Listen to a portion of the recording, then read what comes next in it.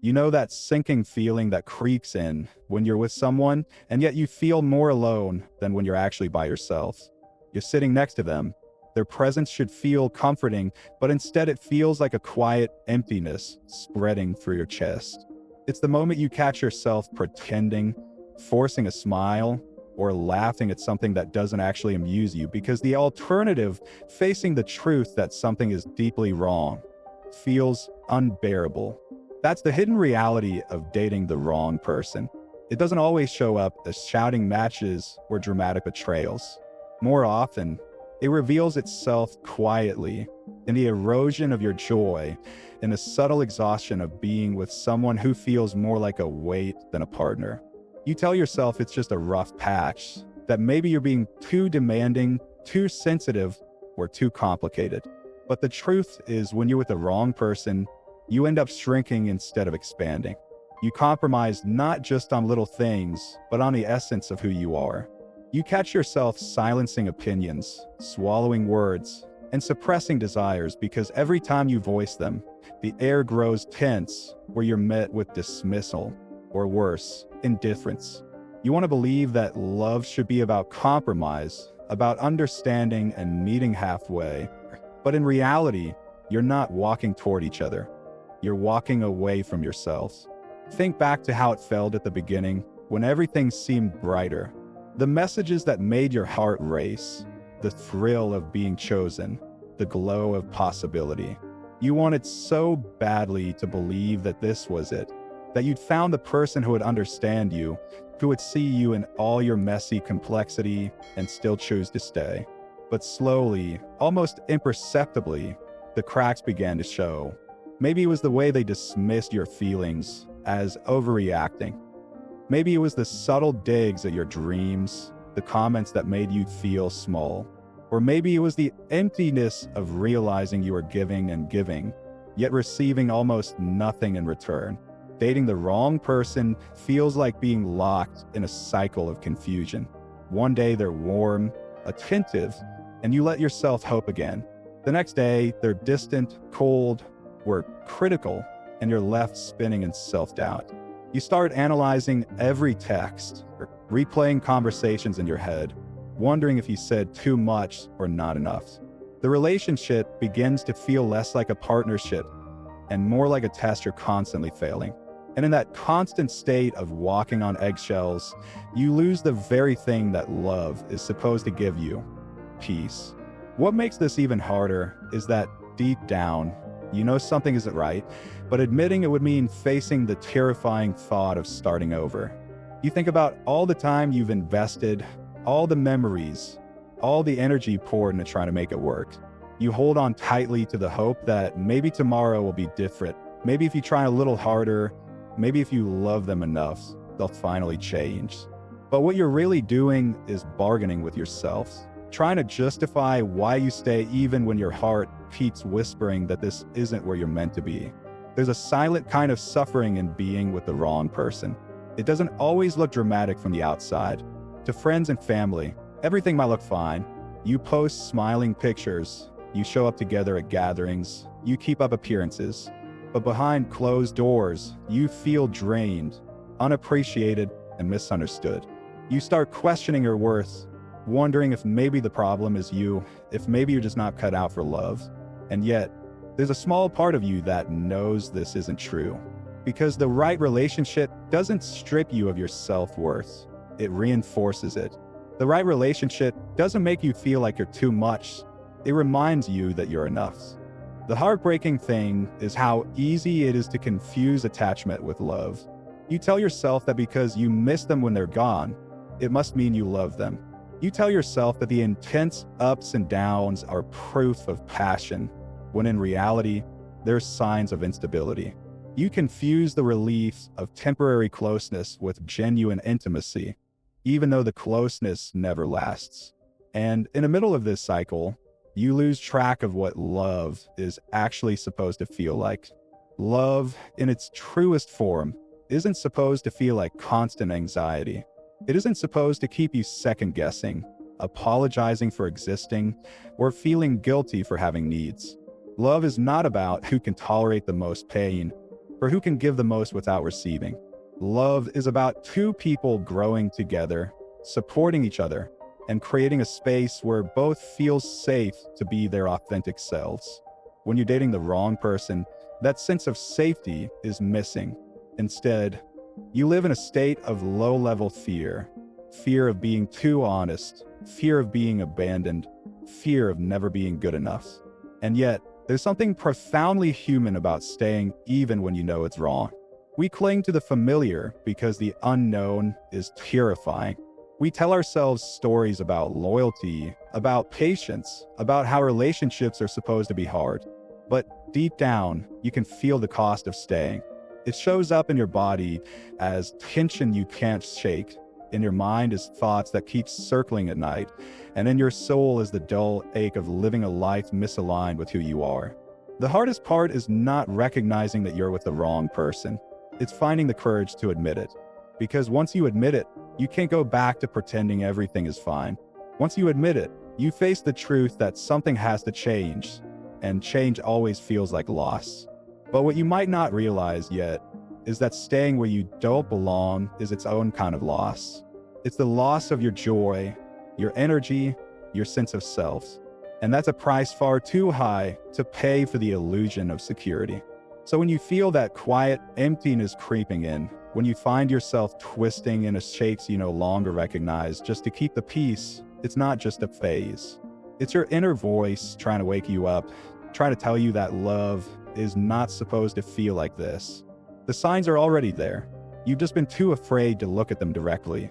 But the truth is, acknowledging them is the first step to finding not only the love you deserve, but also the person you've been losing in the process, yourself.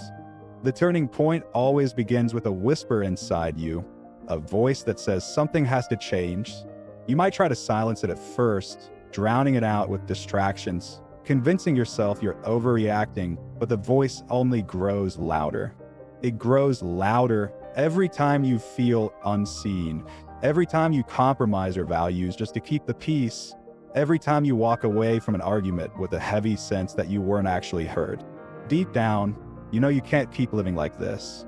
You're caught in the painful paradox of longing for closeness while feeling lonelier than ever in the relationship that was supposed to end your loneliness. The fear of leaving can feel overwhelming. But what's even more suffocating is the realization that staying as you are is costing you more than you're willing to admit. You've been taught to believe that love should endure everything, that real love is about patience and sacrifice. But no one ever told you that enduring the wrong love is what slowly kills the best parts of you. You've mistaken survival for strength, when true strength lies in daring to demand more. Not more in the sense of endless perfection, but more in the sense of honesty, respect, and genuine connection. So how do you begin to fix what feels so broken? It doesn't start with them, it starts with you. That might sound cliche, but it's the truth. Because if you don't know who you are and what you deserve, you'll keep twisting yourself to fit into someone else's idea of love. The first step is learning to hear your own voice again. The one you silenced because you thought it was too much, too needy, too inconvenient. The one that quietly told you that you weren't happy. That voice is the compass you've ignored, and now it's time to listen. Listening to yourself means being brutally honest about how the relationship makes you feel. Not how it looks to others, not how it could be in some imagined future, but how it actually feels right now. Do you feel safe? Do you feel valued?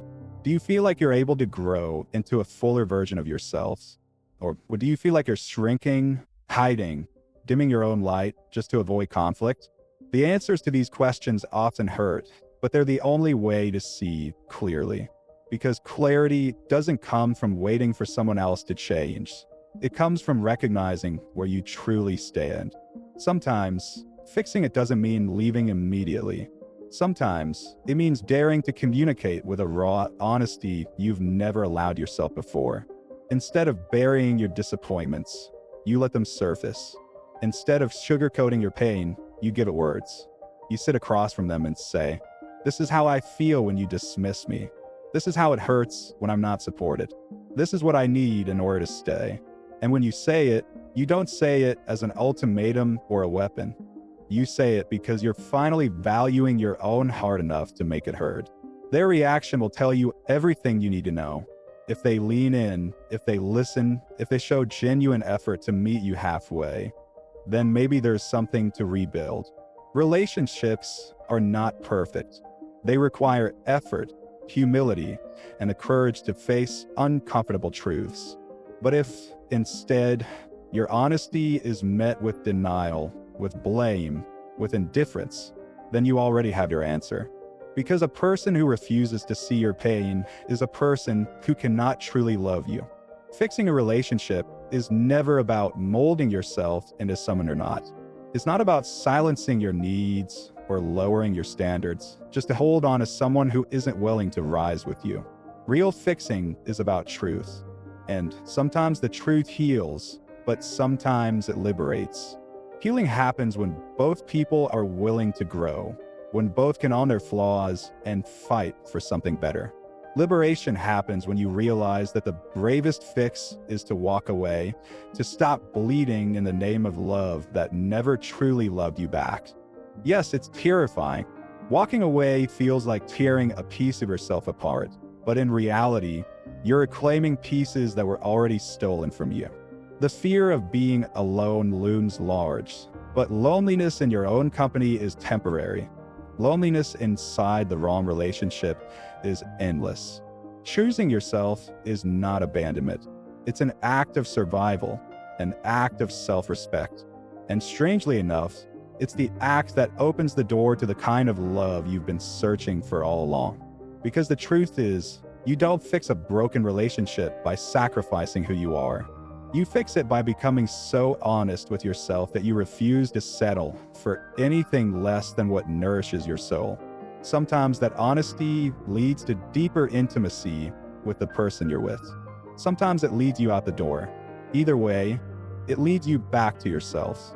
And that's the only place real love can ever begin.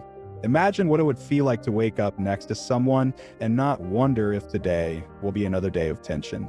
Imagine conversations where you don't have to measure every word, where you're free to express yourself without fear of being judged or dismissed. Imagine the lightness of not constantly walking on eggshells, the peace of knowing that your love is not a battlefield but a refuge. That isn't a fantasy. That's what it feels like when you're with the right person. And the only way to get there is by having the courage to admit when you're not. So when you find yourself doubting, when the emptiness creeps in again, ask yourself a question that cuts through all the confusion. If my best friend were in this relationship, feeling the way I feel, what would I tell them? That answer is usually the truth you've been avoiding. And once you face it, you have a choice. You can keep pretending, or you can finally honor yourself enough to demand more. Love was never meant to be a prison. It was meant to be a place of freedom, a space where you can grow without fear, where two imperfect people choose each other every day, not out of obligation, but out of genuine desire.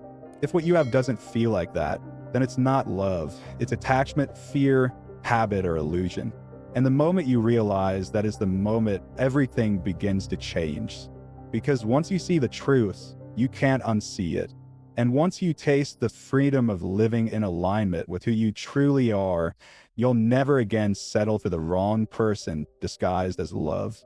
At the end of the day, the most important relationship you'll ever have is the one with yourself. If you've been ignoring your own voice, it's time to start listening, because you deserve a love that feels like freedom, not like fear. And if this message spoke to something deep inside you, take a moment to share it with someone who might need to hear the same reminder. Subscribe if you want more conversations that reach beneath the surface, because the journey to finding the right love begins with understanding yourself first. You're not alone in this. Stay, reflect, and let's keep walking this path together.